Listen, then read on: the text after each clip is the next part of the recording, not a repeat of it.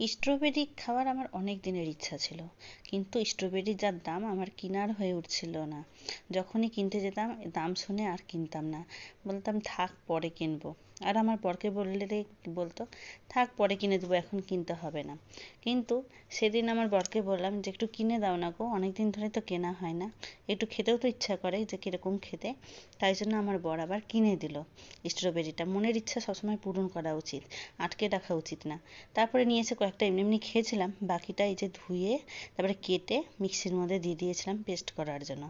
আর একটু ভালো করে পেস্ট করেছিলাম, কিন্তু খুব যে পাতলা করে পেস্ট করেছিলাম সেটা না, একটু গোটা গোটা ছিল, যাতে একটু খেতে যেন ভালো লাগে, মুখে যেন পড়ে। এই দেখুন কি সুন্দর পেস্টটা হয়েছে না।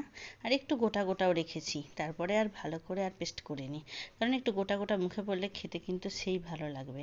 তারপরে কড়াইতে অল্প একটু তেল নিয়ে নিয়েছিলাম, তার মধ্যে আমি এই যে পেস্টটা দিয়ে দিলাম, দিয়ে ভালো করে কিন্তু নাড়তে হবে। ভালো করে নাড়ার পরে ওর মধ্যে পরিমাণ মতো চিনি আর একটু লবণ দিয়ে দিয়েছিলাম। এটা না খেতে এমনি খেতে একটু টক মিষ্টি টক মিষ্টি ছিল, খুব যে মিষ্টি ছিল সেটা না, কিন্তু টক মিষ্টি ছিল, তাই জন্য এর মধ্যে একটু চিনি দিয়ে দিয়েছিলাম একটু বেশি পরিমাণে। আর ভালো করে কিন্তু নাড়তে হবে, অনেকক্ষণ নাড়তে হবে। নাড়তে নাড়তে মানে স্লো আছে এটাকে ছেড়ে দিতে হবে, আর মাঝে মাঝে নাড়তে হবে।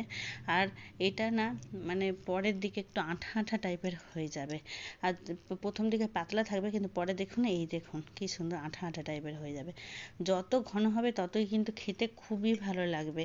আবার এটা আবার ঠান্ডা করে কিন্তু ফ্রিজে রেখেও খাওয়া যাবে। দেখুন কি সুন্দর হয়েছে না, আমার করা হয়ে গিয়েছে দেখুন।